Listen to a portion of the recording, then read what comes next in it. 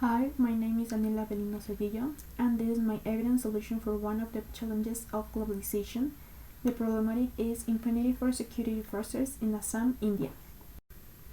The Indian state of Assam has a long history of violence.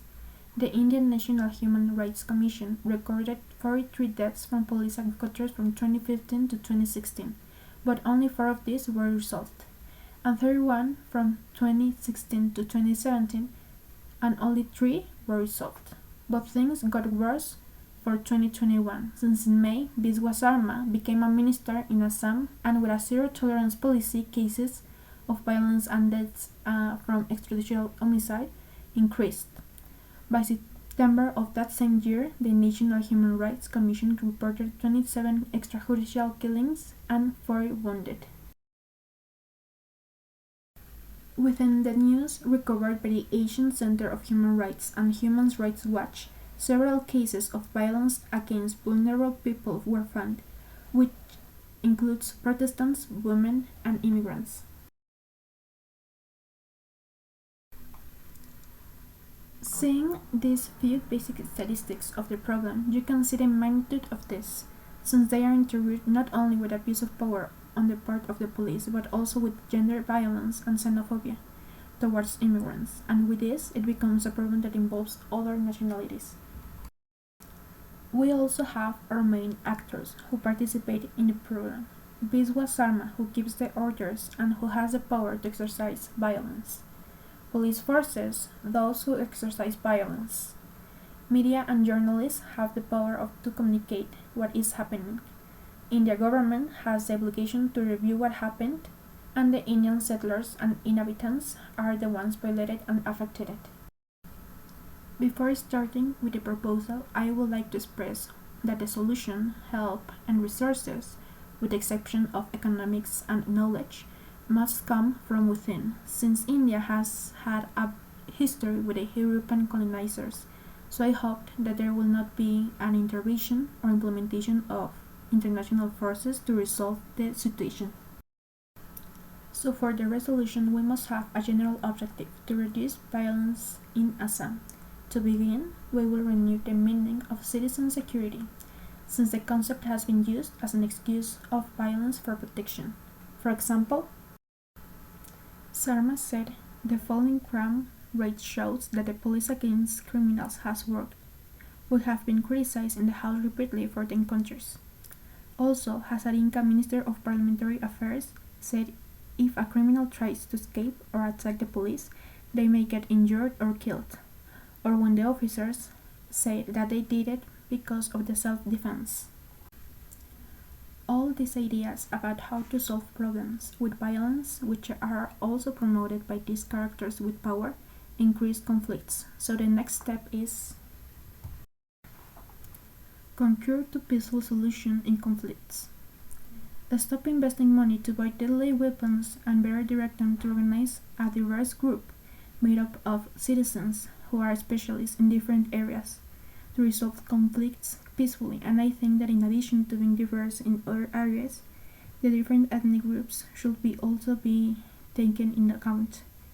Since according to Kaskuri, Assam is a land inhabited by varied ethnic groups, since 115 communities were found.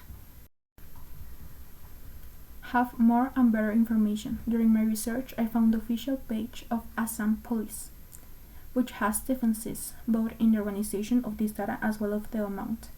So the investigation of crimes in Assam should be financed more, and for better transparency, NHRC should keep getting involved and there should be a collaboration.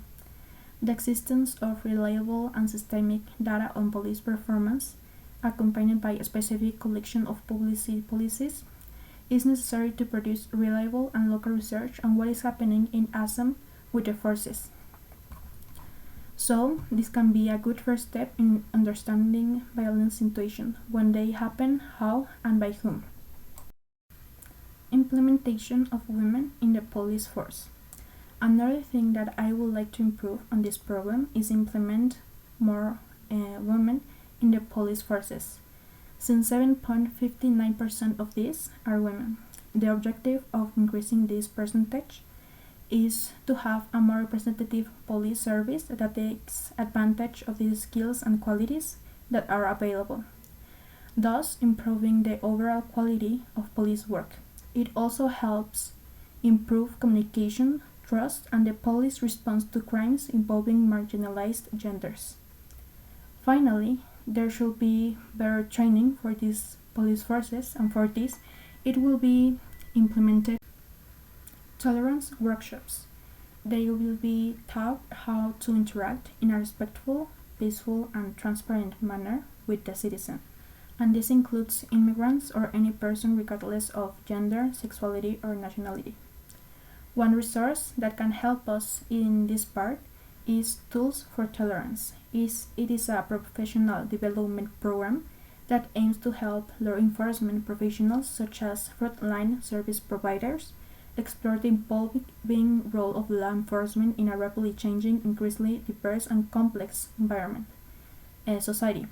It has been specifically designed to address contemporary issues within the law enforcement community and to assist law enforcement professionals in their continuing effort to improve skills to deliver a more effective level of service of communities.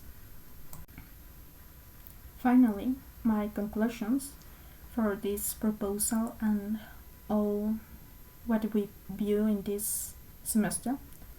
What do you think it is important to consider the cultural aspects of a topic? What role did they play in planning your proposal?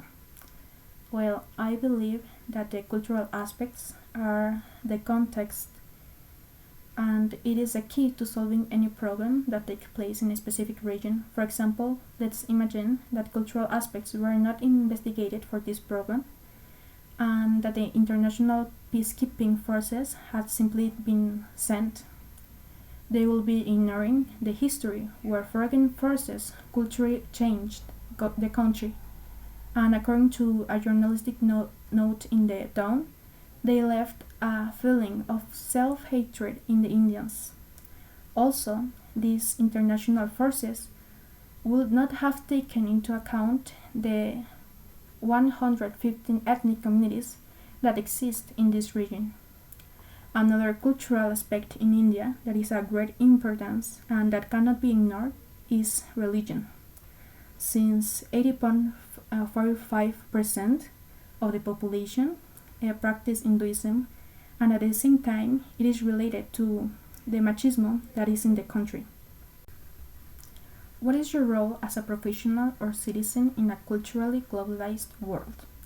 I believe that as a future architect, there is no direct solution that can help in this particular case, but I believe that the role of citizen is something that we are constantly working on, and make important daily decisions will allow a cultural globalized world.